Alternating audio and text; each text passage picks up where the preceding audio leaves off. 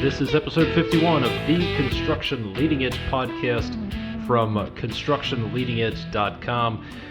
Today's podcast episode is brought to you by Audible.com. You can get a free audiobook download and a free 30-day trial at www.audibletrial.com/edge.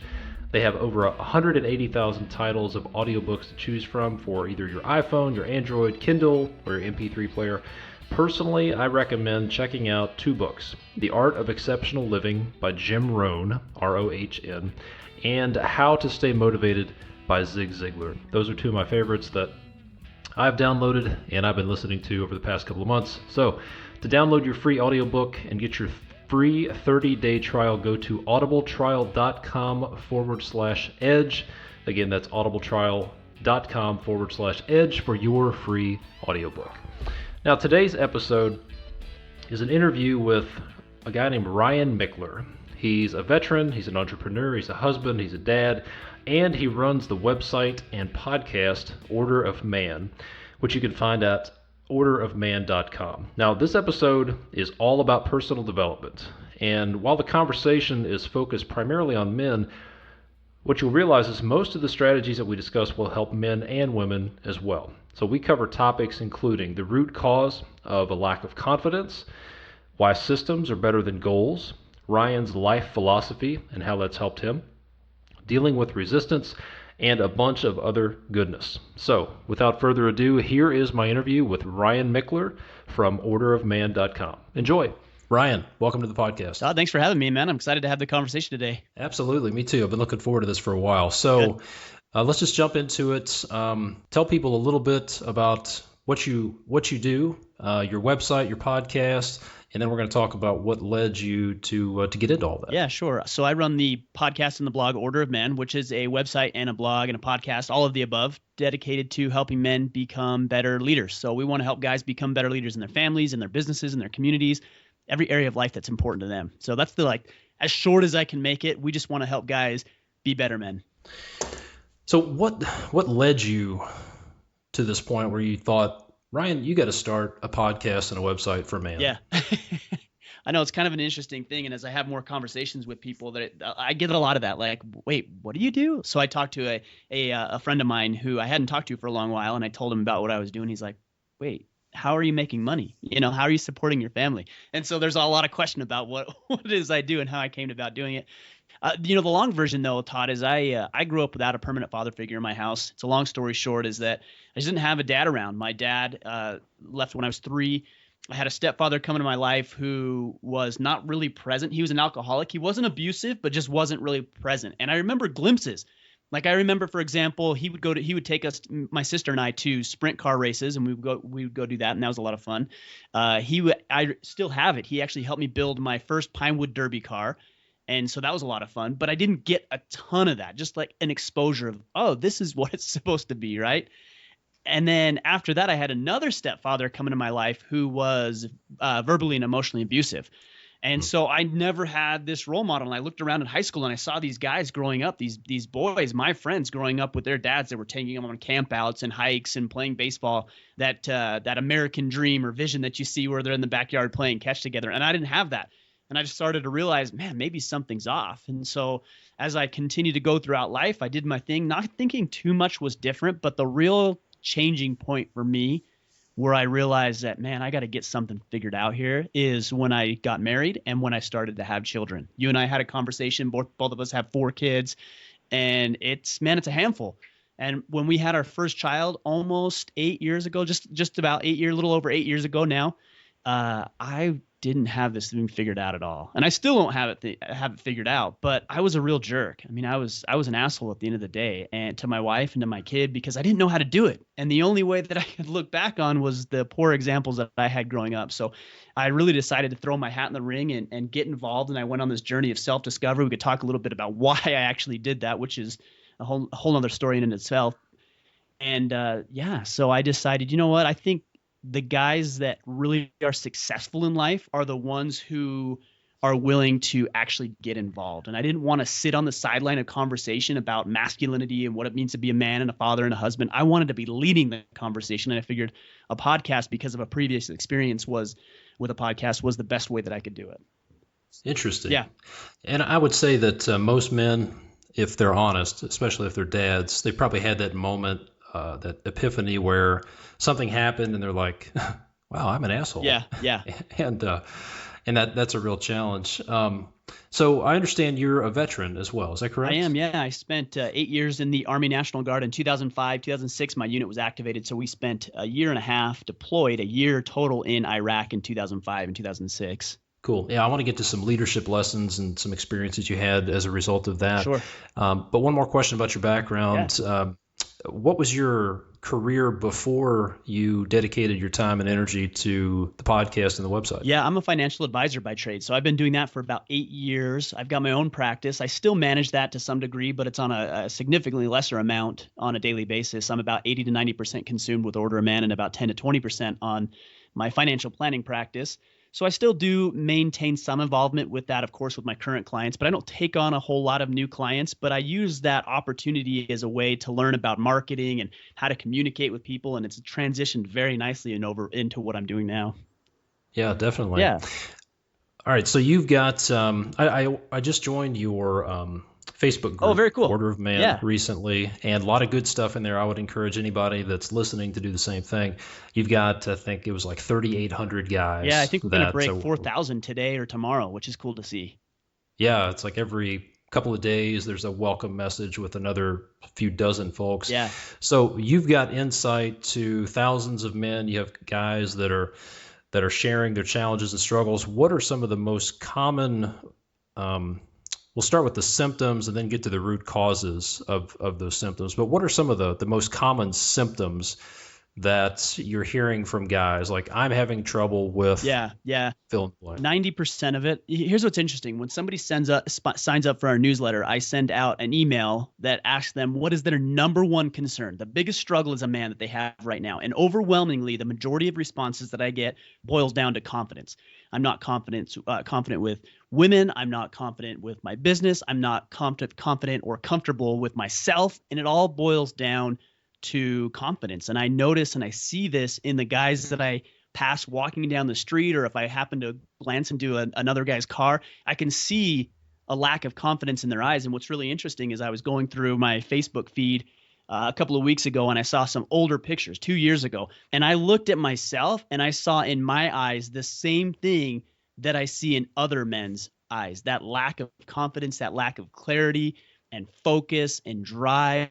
And those are some of the symptoms that I'm seeing. And what ends up happening is these guys are very frustrated. They're sitting somewhere at a plateau and they absolutely know that there's something more, that life is meant to be more and lived more, but they just don't know how to do it because they don't have the confidence to move forward.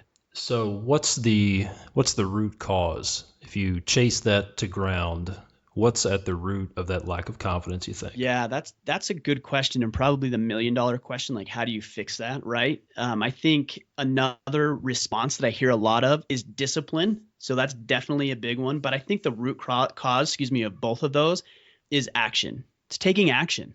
I think somewhere along the way, we as men have lost our ability to, this is generally speaking, but lost our ability to take action. There's too much thinking, there's too much processing, there's too much waiting, there's too much asking for permission, and there frankly is not enough action. Nobody's taking action anymore. And what I've noticed is that the way to build confidence in your life is to take action. So if you want to build confidence in your social surroundings, for example, the only way to do that is to put yourself in situations that are uncomfortable, to have the courage to approach somebody and ask or strike up a conversation. If you want to have confidence with your job, that only comes through doing the work, putting forth the effort, and over time, building confidence. I think a lot of it probably comes down, now that I say that and hear myself saying this, to this social media world that we live in, which is excellent. It's exciting. We have opportunities to connect with people across the planet, unlike we ever have. But at the same time, we become so instant gratification that we think, if I don't have whatever it is I want right now, then I must be failing. And the reality is that's just not the case. It just takes time. Yeah, I was actually having a conversation with a friend of mine. She has 3 kids. One has She's in track at a Division I school. She has a freshman in high school who just got an offer from a Division I football program. Wow. Yeah. And I was asking her, like, how do you do that? I mean, what's the secret? And she said, here's the secret. Most people, whether it's basketball, football, track, baseball, volleyball, soccer, whatever it is, most of these parents sit on the sidelines and they think that the scouts, the recruiters, the coaches are going to come to them. Sure. And it just doesn't happen. Yep. You got to get out there and get in front of That's them. right. And I thought, you know what, that's really true. And that's been my experience in business, in life, in relationships. You know, how many guys is a rhetorical question, of course, but I'm just thinking, how many guys are that are listening to this are stuck in a job that they're not happy with because they don't have the balls to step out and go after something and take a risk. Right. Do you think? I mean, fear has to play a part in that because they don't want to take a risk and fail. Sure. Right? Yeah, sure. Yeah, fear is a big part. And so what's interesting about this confidence conversation that I have with guys is because this is such a pressing concern for them, what they want to say is, well, I just need enough confidence to approach that woman, or I need enough confidence to ask for a raise. And the reality is you cannot have that confidence if you haven't earned it. We always hear the thing, fake it till you make it. That's the reality. Like, you'd have to fake it. You don't have the confidence to do it. So what men aren't lacking is the confidence. What they are lacking is the courage to take action. Because if you can have enough courage, which is to understand that, yes, I have fear, to recognize that it does exist and you are facing it, but have enough courage inside of your heart, inside of your person, who you are, to say, even though I'm afraid, I'm going to go do it. And then you take that first step. And when you take that first step, what happens is you build confidence from there. And then when you build confidence, then you want to continue to push. You want to push yourself a little bit further. Great, I have that promotion or I have that raise. What's next? And then you have the courage to step forward into that next action to put you at the next level, and then you build confidence. And this is that confidence cycle I talk about. Yeah, so would you recommend somebody that has a confidence problem? They're an admitted confidence weakling. Mm-hmm. Would you recommend that they swing for the fence right off the bat, or would you recommend that they go after some small wins? You know, quite honestly, I can't even envision how anybody with a confidence issue could swing for the fence. It's not in their mindset to say, I want to go for this home run. They can't even see it, let alone swing for it. So what I would do from a very practical level is to list out 2, 3, 4, 5 very small practical wins that you could do today. If it's in business, maybe it's make 20 phone calls today. That's it, 20 phone calls. If it's striking up conversations, maybe it's I'm going to meet 3 new people and have a conversation with 3 new people today, because that's the starting point. And then when you build up those small wins, you build upon that. So I would say it's more important to start small and grow from there. Yeah, absolutely. Some people would say there are a couple of different camps of thought when it comes to personal development. There's goal setters who set like measurable, concrete goals that they need to hit, and then there are people who are on the system side. Who don't talk about the outcomes, but they say, I'm going to work out 3 times a week. I'm going to limit my calorie intake to whatever. I'm going to do this. I'm going to do this. I'm not going to be so goal oriented. Where do you land in that spectrum? I land on the far side of systems and processes. Goals are great, but at the end of the day, we don't know how to get there. We can't really control the outcome or how certain people behave and act, and we can't predict what they're going to do. We can't predict our environments or what the world is going to do or become, or the economy is going to collapse. We can't predict that stuff. There's 7 billion people plus people on the planet, and it's impossible to predict some of these outside factors. But what you can do, what you can control, is the way that you go about your day, the way you wake up, the way you plan your day out the night before, the way you wake up, what you do for your morning workout, what you do for your morning routine, how you handle situations and stress and the things that come up, how you review your day. All of those things you can handle. I'll give you a prime example of this, and I've talked quite at length about this on my podcast and blog. 3 years ago, I weighed 50 pounds more than I do today. And I had this goal of like, I want to lose weight. I want to be 50 pounds lighter. And this was my goal forever. And the more I talked about it, the more I focused on it, the more frustrating it became because I could never lose the weight. So I learned this systems and the processes type strategy, and I decided, you know what, I'm going to do exactly, Todd, what you just said.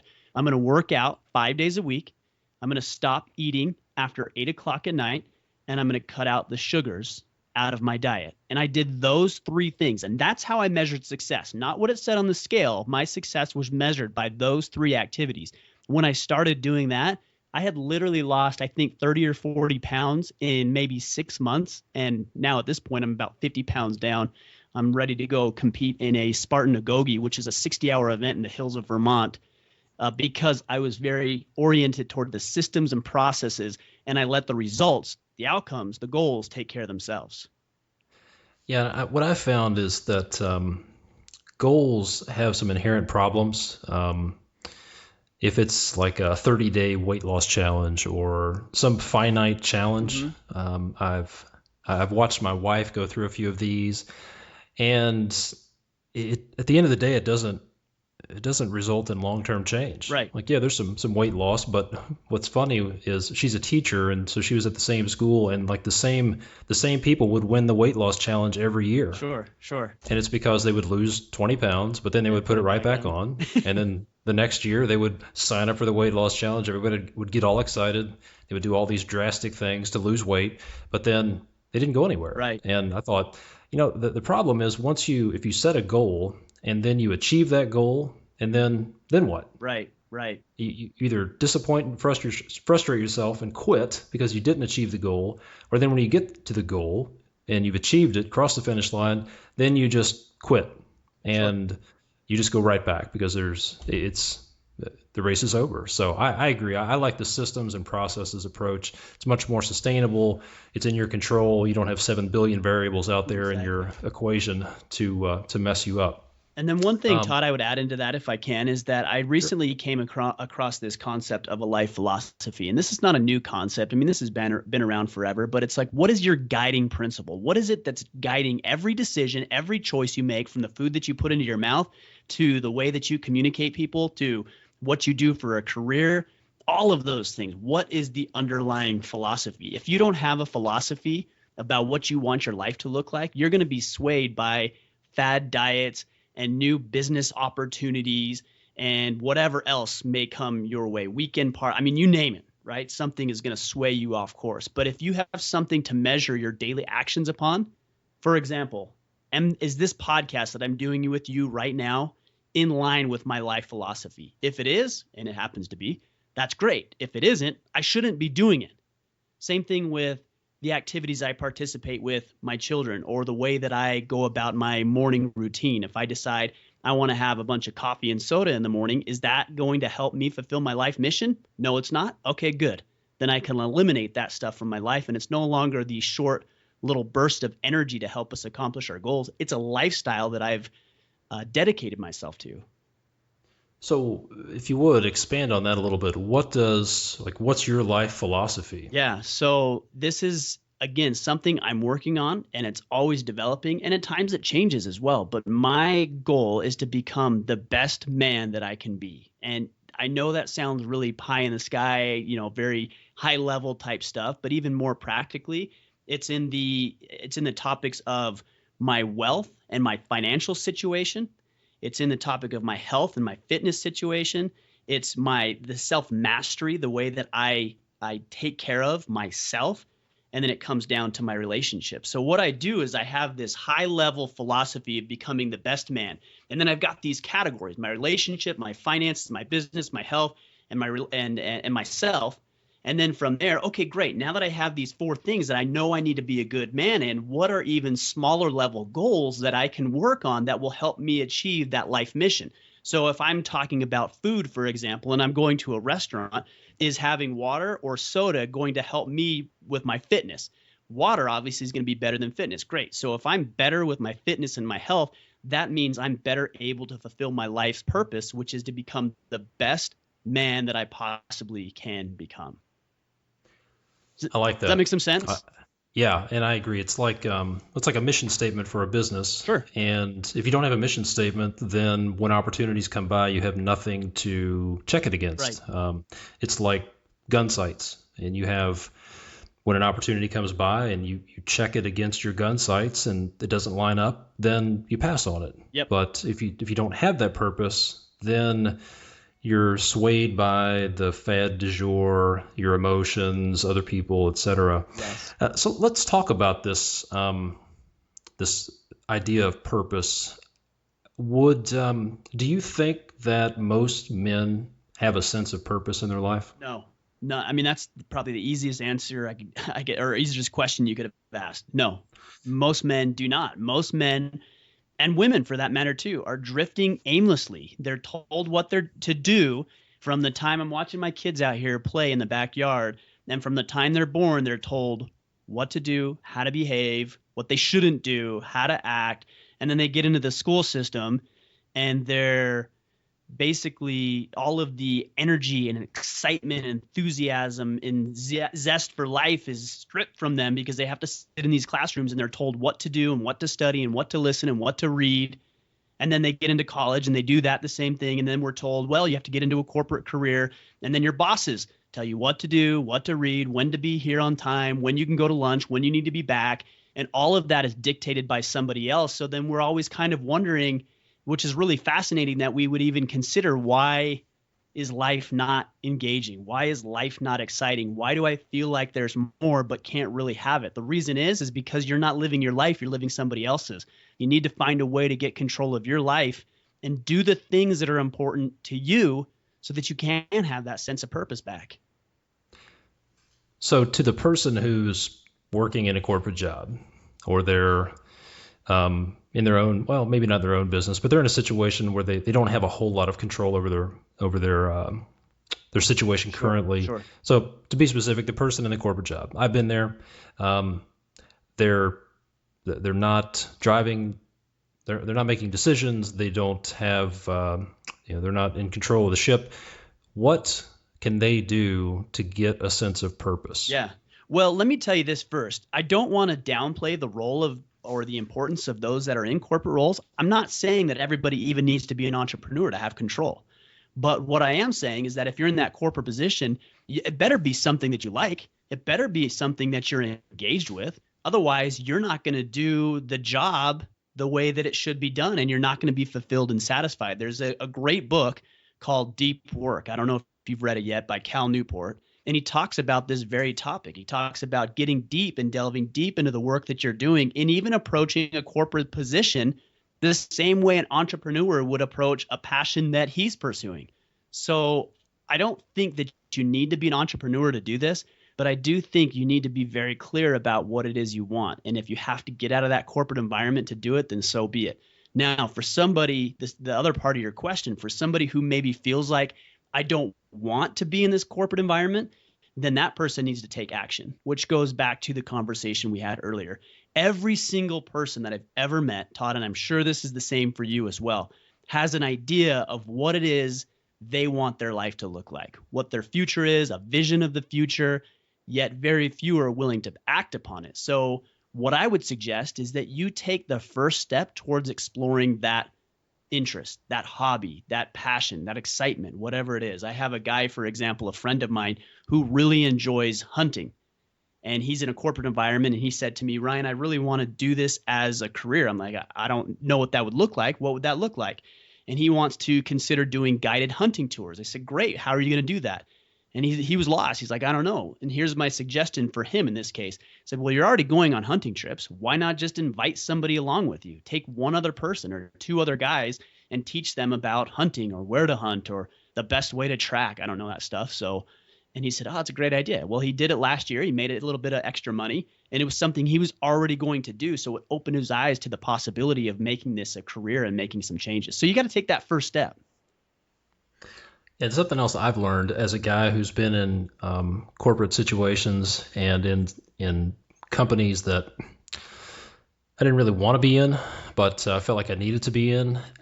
What helped me was to find the underlying purpose behind what I'm doing, which was, regardless of what you're doing, what job you have, you can find the underlying purpose and find out what what makes that job, as bad as it is, necessary to your purpose, whether Sure. it's providing for your family, putting a roof over their heads, you're going to send your kids to college, you're going to pay for vacation. You can find some reason. And what has helped me in the past was, instead of focusing on what's bad, what I didn't like about the situation, but if I could focus on the good in it and why this is necessary to my purpose, then that made the bad stuff much more bearable. Right. Well, and in addition to that, and I definitely agree with that. I think that's important. But my mentality is always, how can I be the best blank? So whether it was flipping burgers at Burger King, which I did for a couple of weeks, to selling shoes, which I also did, to landscape, which I also did, to pizza delivery, all the way up to what I'm doing right now. How can I be the best at that current position and get lost in trying to be the best?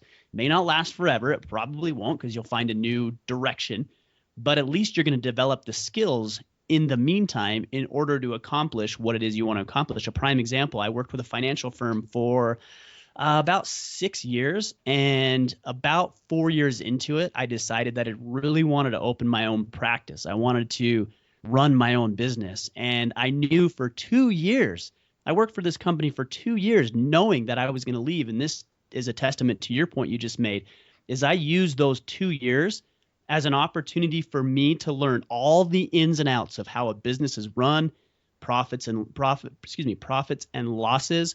All of that stuff I was able to learn. Taxes, the way that you operate your accounting, the way you manage your clients, over a period of 2 years, so that when I left and I stepped out on my own, that transition was significantly easier for me than it was for somebody who didn't have that 2 year prep time.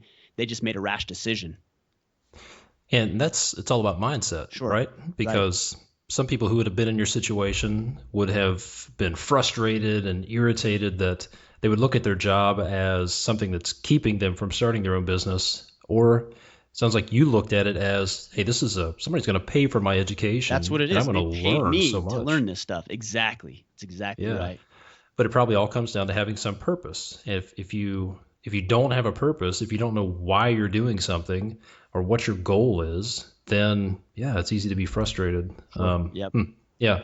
So there's a lot of mindset stuff. What are some mindset changes? Maybe one mindset change that you run into a lot that men need to make. Yeah, it comes down to excuses. That's really what it comes down to. When most men are faced with a situation or something that doesn't go their way, the knee-jerk response, including mine, this is how I used to behave, was that it's always somebody else's fault, or it's always something else's fault. And when I realized that the only fault that would help me improve is the fault that I placed on myself.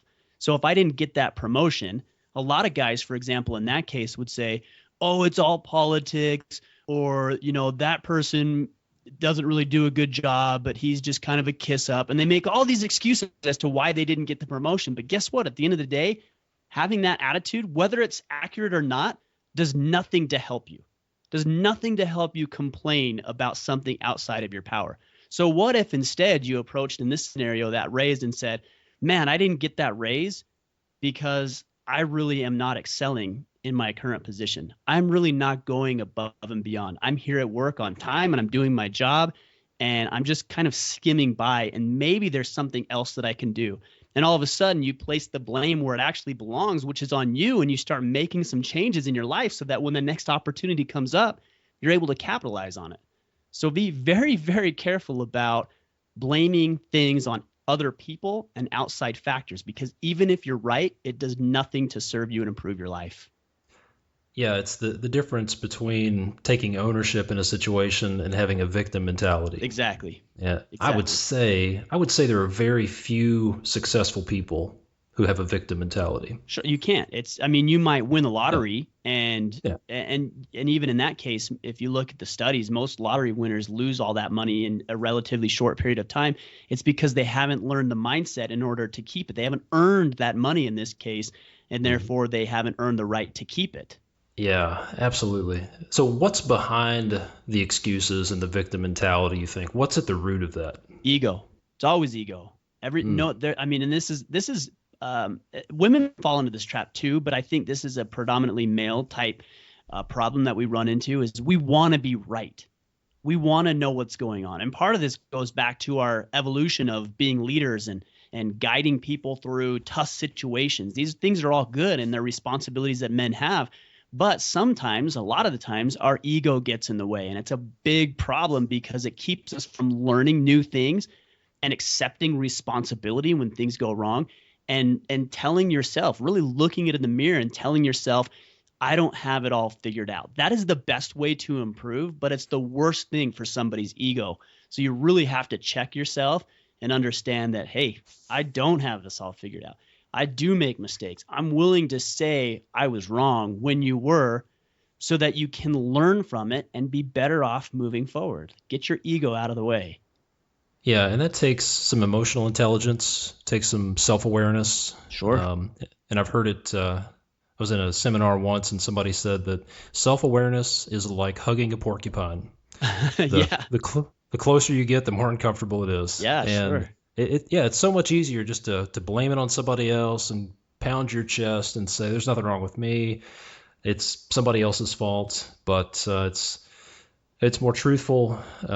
It's much more productive to really be introspective and look at, man, where I dropped the ball here. Right. And yeah, that was my fault. And a couple of things I found in business and relationships, so two of the most powerful words you can say when something goes wrong or you have an argument is to say, you're right. Sure.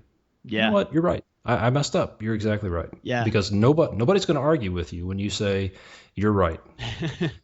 I tell the guys that I work with, I say, every once in a while, just try telling your wife you're right and measure her response. Her response is going to be surprised because you just don't do it enough.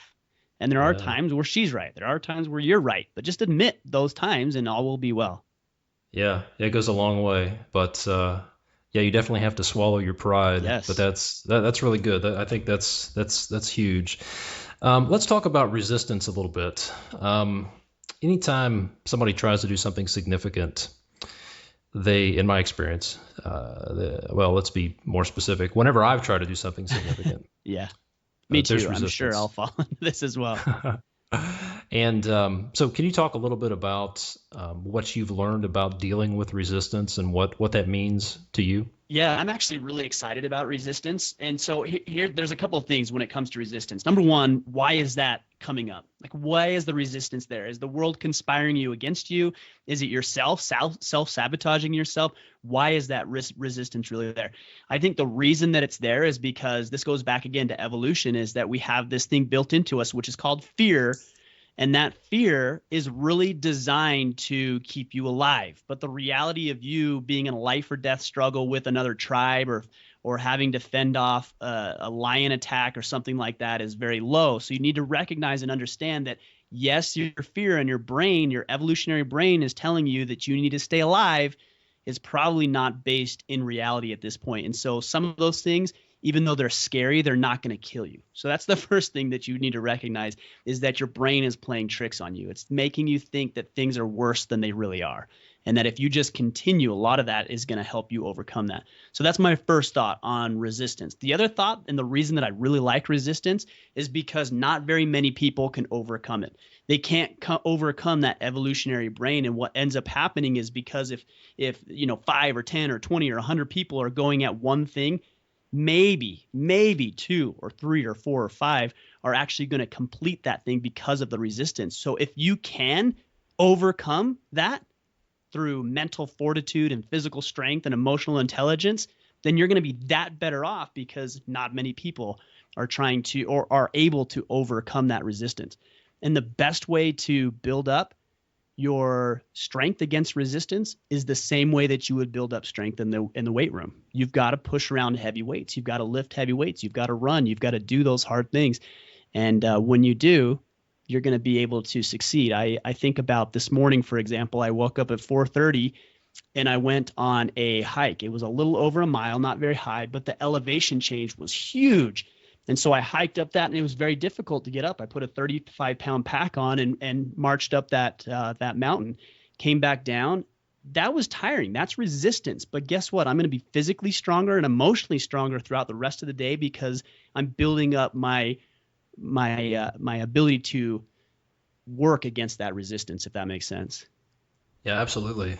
So let's talk about what resistance looks like. Some people are probably thinking, what the hell are you talking about? Are we talking about like electrical resistance? And Sure, what sure. are we talking about? And so we're not talking about ohms and resistors and things like that. We're talking about when you try to do something significant, you try to be a better father, a better husband, a better employee, try to get fit, try to lose weight, there will be resistance. What should people expect? What are some of the symptoms of resistance that they should expect to encounter when they try to make a change in the positive direction? I think the first thing that you'll probably experience when you come up against resistance, it's hard because we are talking about such a broad term, but I think the first thing that's going to happen is your mind is going to start playing tricks on you. Your mind is going to tell you, this is hard, this is difficult, this isn't worth it, you don't need to do this, just stop right now, you're going to hurt yourself, you're going to injure yourself, you're going to die. These are all things that your mind is going to tell you as you face resistance. If it's working out, for example, I know that when I go on a run, I get very tired in that first mile. It's like the world is trying to say, don't do this, give up. My knees are saying this hurts, stop, quit.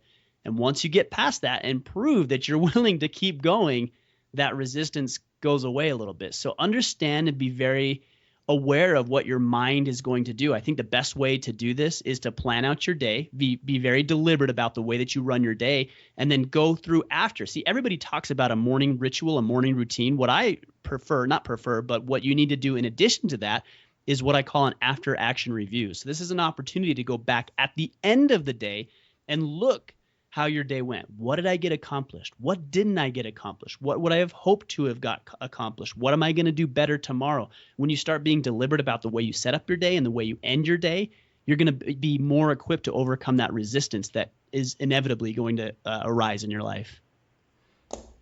Do you think that having some accountability, having being part of a group, is also a big component to overcoming resistance?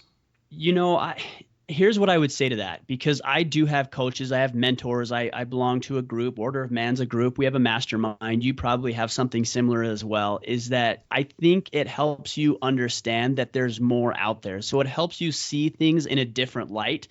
And I think having a new perspective, one that isn't emotionally attached to you. I think about the financial planning practice, for example. I told you earlier that I've been a financial advisor for 8 years, and people will come to me all the time and they'll tell me why they're scared of the market or why they're making one decision over another. And the reality is I can look them square in the face and say, the decisions you're about to make is absolutely ridiculous. And the only reason that you're making it is because you're invested in the decision that you're making. I'm not. So you've got your emotions that are clouding your judgment, and I'm not emotionally attached to the decision that you're going to make. So I can give you clarity that you can't even see on your own. And I think that's where accountability, whether it's coaches or mentors or an accountability group, really comes into play, because they're going to give you a perspective that you cannot physically see on your own.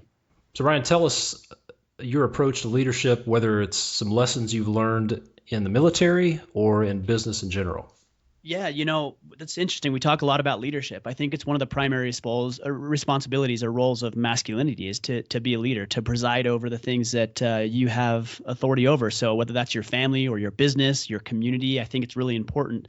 I think the best way to start maybe that conversation is to look at maybe what a good leader is not. And we've all recognized that. We all see that person. He's very ego driven. He wants all of the recognition, the praise, and everything that comes along with it.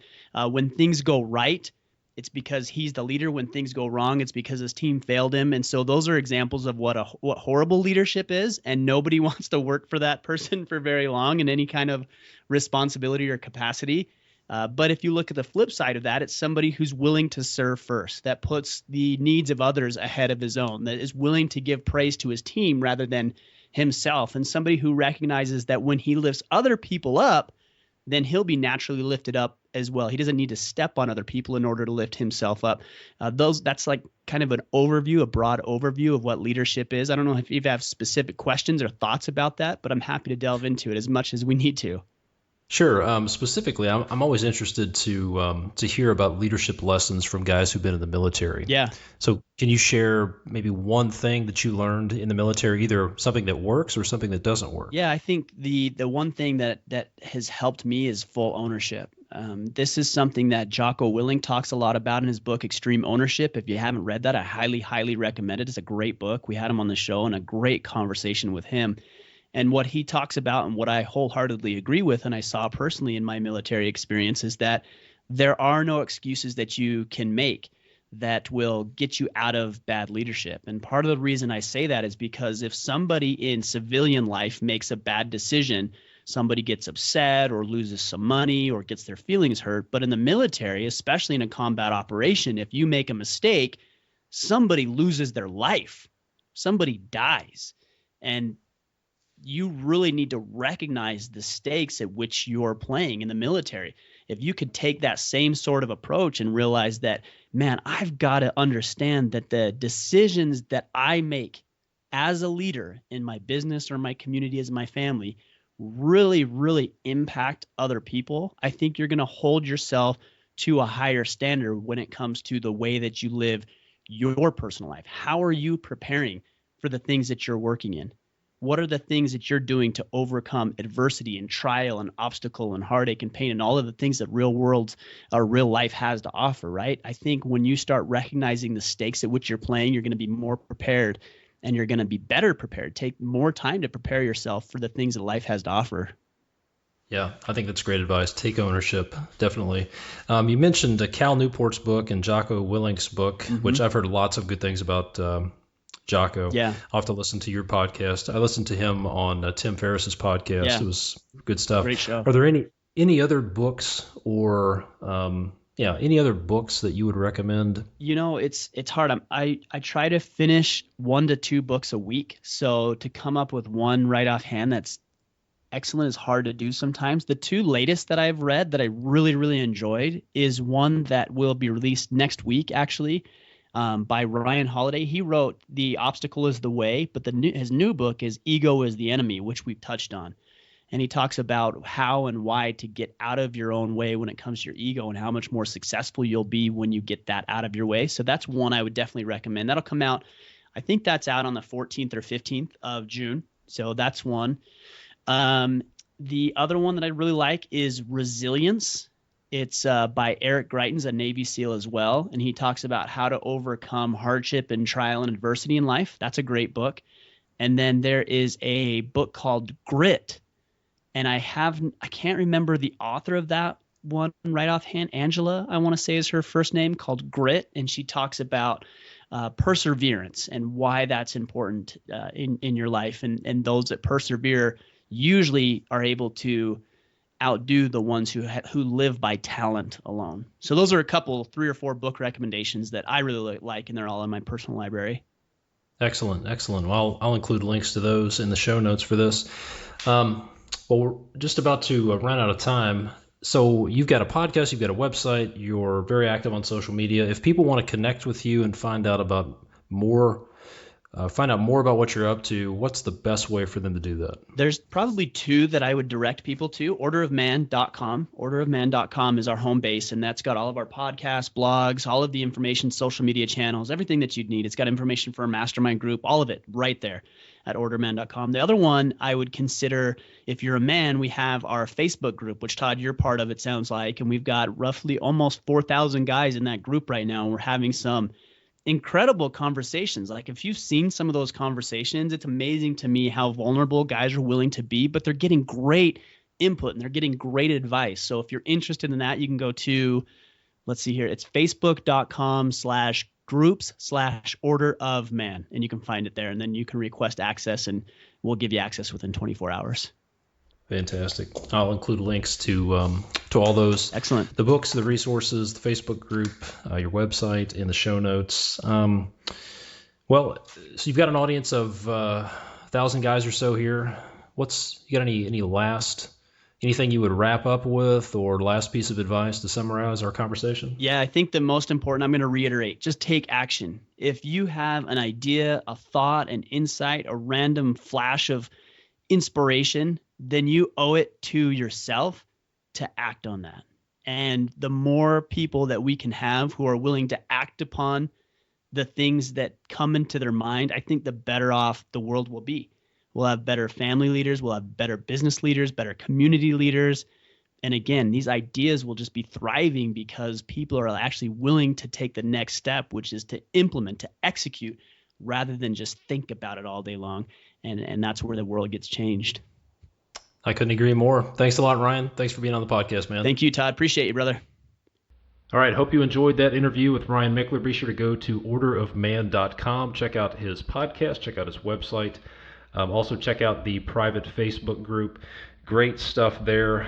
If you're a dude, strongly recommend it. And don't forget to get your free 30-day trial and a free audiobook from Audible. Go to www.audibletrial.com/edge. And as always, the links and resources that we talked about in this podcast episode will be available at constructionleadingedge.com/051.